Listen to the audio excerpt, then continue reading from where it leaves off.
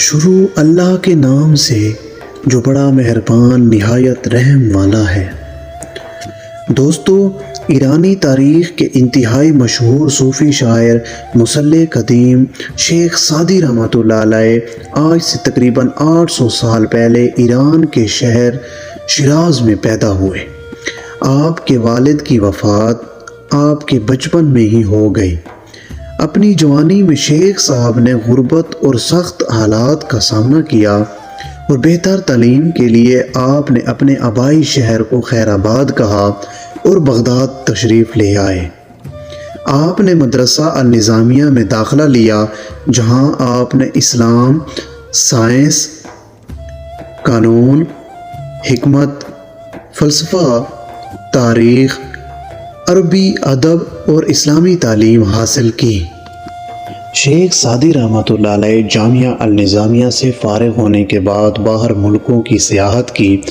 وہ شام، مصر، عراق، اناطولیہ بھی گئے، جہاں سے بڑے شہروں کی زیارت کی، گاہکوں سے بھرے بازار دیکھے، اعلیٰ درجہ کے فنون لطیفوں کے نمونوں سے محظوظ ہوئے، وہاں کے علماء اور فنکاروں سے ملاقاتیں کی۔ آخر کار وہ ایک جہادی صوفیوں میں شامل ہو گئے جو صلیبی جنگوں میں شریک تھا۔ ان کے ساتھ مل کر جنگیں لڑیں اور ایک جنگ ایسی ہوئی جس میں وہ جنگی قیدی بنے۔ 7 سال اس کیفیت میں گزارے۔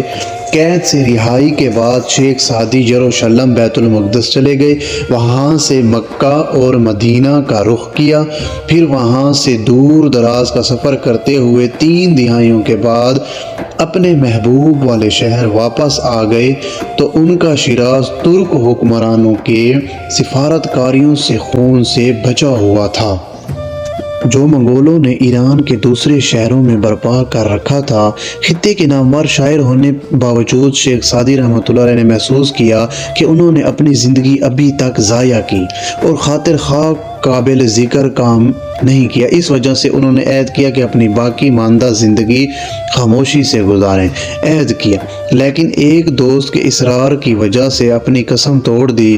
وہ شیراز میں موسم بہار کا زمانہ تھا۔ دونوں دوست سیر کے لیے نکلے تھے۔ حیرت انگیز طور پر پھولوں اور جڑی بوٹیوں کو جمع کرنے کے بجائے شیخ سعدی نے شاعر اور فلسفی خیال میں ان اشیاء کی بے ثباتی کا اظہار کیا اور اپنے دوست سے کہا کہ وہ ایک ایسی کتاب لکھیں گے جو تعلیمی بھی ہو اور دلچسپ بھی ہو۔ اس کا نام گلستان ہوگا، جس کے صفحات ہمیشہ رہیں گے۔ شاعر نے اپنے طول کا پاس رکھا اور وہ درست تھے۔ ان کی دوسری کتاب بوستان کے ساتھ ان کی تصنیف گلستان صدیوں سے فارسی ادب کے بہترین فنکاروں میں شمار کی جاتی ہے۔ شیخ سعدی لکھتے ہیں، بنی آدم یک ترم، یعنی انسان ایک جوہر سے تخلیق ہوا ہے اور وہ ایک ہی جسم کے اعضاء ہیں۔ یہ آج نہ صرف ان کی نقل کی جانے والی نظم ہے، بلکہ یہ فارسی زبان میں بولی جانے والی مشہور نظم بھی ہے۔ اگر دوسرے فارسی شاعر ان کے عشق اور محبت کی شاعری، قدیم ایران کے ہیروز، رزمیہ داستانوں، بہادری کی قصوں یا پھر انسانی نفسیات اور اس عظیم کائنات میں ان کے مقام کے ذکر کے لیے یاد کیا جاتا ہے، وہیں شیخ سعدی کی انگریزی کے مشہور شاعر لارڈ برین کی زبان پر ایران کے اخلاقی شاعر کے طور پر یاد کیا جاتا ہے۔ اپنے چاروں طرف انسانیت سوز اور دہشت کے ماحول کے باوجود بنی نوع انسان پر اعتماد تھا اور انہیں ان سے امید تھی۔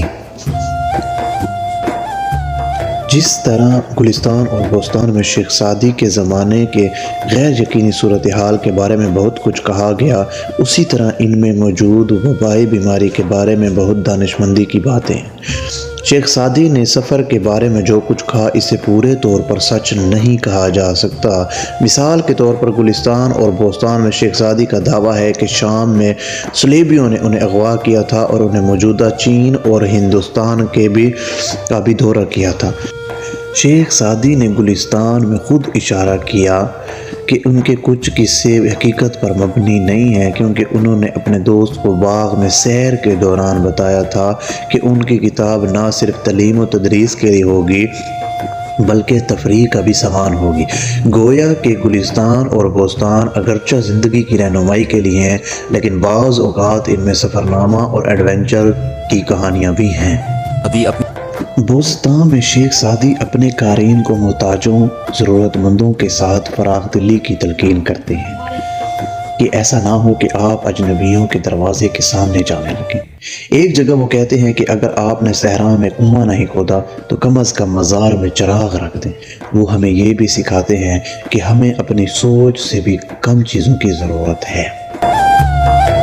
ناظرین کرام، شیخ سعدی کو گلستان اور بوستان تحریر کیے ہوئے بہت سے خزاں کے موسم گزر چکے ہیں، لیکن جیسا کہ صدیوں پہلے شیراز واپس آنے کے بعد انہوں نے پیشگوئی کی تھی کہ ان کی حکمت دانش مندی سے بھری کتابیں وقت پر پوری اتری ہیں۔ دوستو، 13ویں صدی کے مشہور شاعر شیخ سعدی رحمۃ اللہ علیہ نے 100 برس کی عمر میں شیراز ایران میں انتقال فرما گئے۔ یہاں ایک شاندار باغ میں ان کا مزار واقع ہے۔ امید ہے AD ریسائٹ ٹی وی کی ویڈیو کو بھرپور لائک اور شیئر کریں گے۔ آپ کے پیار بھرے کمنٹس کا بے حد شکریہ۔ ملتی ہیں اگلی شاندار ویڈیو میں۔